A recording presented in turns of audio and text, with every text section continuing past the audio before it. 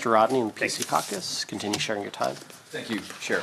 And on the heels of the last comments about P3s, Minister, obviously you wearing your glasses and me wearing our contacts, we sometimes see the same thing slightly differently. And what I can tell you is with these 2 years, I have heard over and over and over and over again in my riding that the people are extremely pleased with their P3 schools, that's students, parents, and teachers. There are 3 of them. And so without trying to ruffle any feathers at all, I just invite you, it's going to be a great experience to open a new school together in the fall, as we've talked about on a few occasions, while you're in the neighborhood, if you could tour around. And I'm not trying to tell or sell you on them, but I know that it was an extremely high growth time, and people needed schools. They needed them yesterday, and they got them the next year, and they weren't just pleased that they got them, but they were pleased with the design and construction, and they've really made them their own. So, it's like no party has a monopoly on good ideas, and sometimes it's this or that or something in between or something brand new. So, but getting back to just a couple more questions on wellness before we delve into a different realm.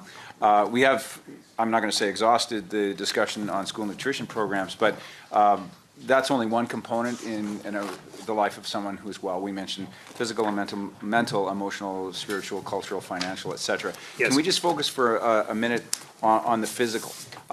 Sure. It's a battle not just in this jurisdiction, but around the world, honestly, in education. What's your ministry doing now to teach children good exercise habits at an early age? Perhaps it's part of the curriculum revamp, I don't know. And what are you doing to educate them on the health benefits of implementing a healthy lifestyle? I guess what I'm looking for, Minister, is as part of this, and I know you've got your staff working right now on the answer, is your ministry considering any long-term studies which could potentially quantify some of the long-term healthcare savings which have resulted from early implementation of wellness initiatives in our school system? I want to encourage that because, I mean, you and I, it's common sense. We all know that if we are well mentally, physically, emotionally, spiritually, culturally, financially, that's a good thing. Yeah. But we're living in an age where unless that's quantified, a lot of people won't buy that. And even if you have a wise investment, whether it's school nutrition or wellness in any other form,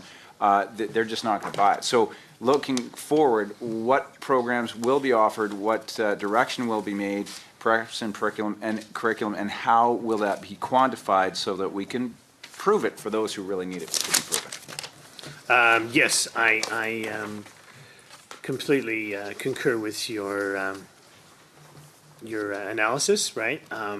We know that we can make choices around physical education that can improve outcomes, and it's not just phys ed time, but it's focusing learning in the classroom around physical education. Absolutely. Too.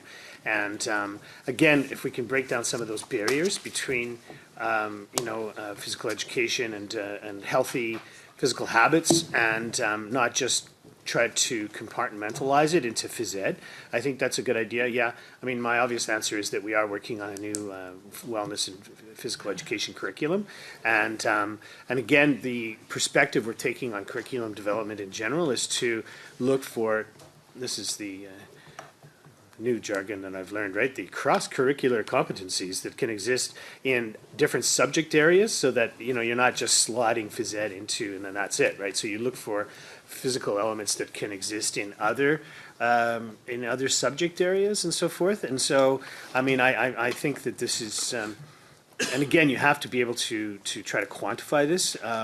You're right that there's obvious economic benefits from having a healthier population in terms of preventative health care, and just a healthier population in general that is more productive and has a more better quality lifestyle.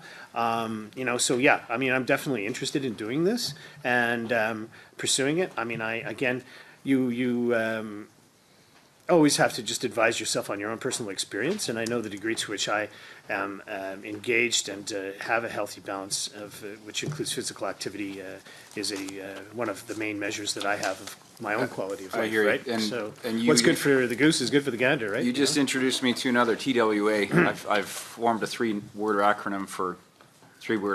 It's TWA. You said CCC, cross-curriculum competencies Yeah. Please don't turn it into a fourth one, adding programs. Don't add cross-curriculum competency programs, because that would be CCCP. Oh, there you go. Right? Yeah, And- that's a and hockey somebody team. already took that. And, Yeah. And it didn't end necessarily that well. There you go. That's looking back, but looking forward, folks, whether people like it or they don't, shifting little gears a little bit, when it comes to, is this wellness? I don't know. Some would say yes, some would say no. It depends.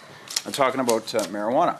And so legalization is upcoming in our country. So a question for your ministry, because let's face it, this is going to be a game changer in our country. Is your ministry preparing additional resources to provide a more robust education about the potential dangers of using cannabis for, kids and to take home to their parents? Yeah, no, I mean, we've been thinking about this since the new federal government came into power. Right? We are working. There's a inter-ministry committee that's working on this, right?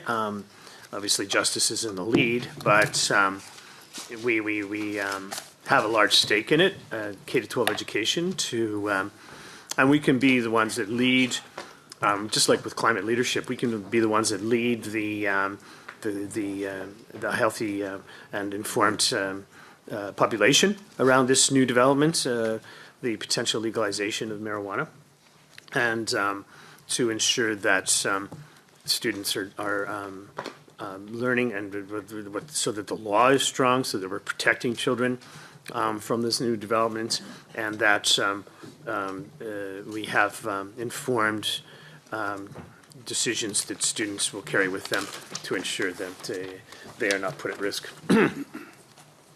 We're out of time, aren't we? How much time? 3 minutes. Oh, there's 3 minutes. Thank you very much. Time enough to go to key strategy 1.4, providing students with more aligned support for career planning, post-secondary learning, and employment training by advancing collaborative efforts with other ministries through the Future Ready initiative. Yeah. So, Minister, I'd just like to know what your ministry is specifically doing. Can you give us specifics on what your ministry is doing to better prepare students for post-secondary opportunities they may wish to pursue upon graduation? And folks, this might be a time that some might be tempted to say, well, your government never did it. No, sorry. As you know, one of my favorite phrases is please stop blaming and start governing it. And the point here is that things are changing all the time. They're evolving. Markets are changing. I think we can all agree on this. So whether you're in government this term, next term, the term after that, or someone else is, this is going to have to be continually reevaluated. So at this point in time, with the markets the way they are, and not just jobs, but mission, vocation, the call that people have in life to make some money, but also make the world a better place. What is your government doing, for instance, with advanced ed to make sure that that transition is not only smooth, but effective, where people end up with great jobs, not just in terms of making some pay, but turning this world into a better place? Yeah, no, and thank you for that. And yeah, I mean, it's certainly important the Future Ready initiative is a way to reach across from grade school to post-secondary. But, I've always made sure to insert that, quality of life element to the Future Ready so that, we're not sort of making it into this reductive thing where it's just like a job machine or something like that, right? That being said, there's lots of work that we need to do because we have one of the lowest participation rates from grade school to post-secondary. And there's reason for that, Minister, but the question was, do you have specific initiatives that you're working on? Yeah, That's what for I'm sure. wondering. I'm just about there, Perfect. That was a comma. I'm very excited to hear the rest of your comments. For example, we are looking to expand the dual credit program, which has been very helpful, I think, in schools and making pathways to post-secondary schools, especially colleges, right? We have the knowledge and employability practicums as well, which I would like to also expand as much as we can.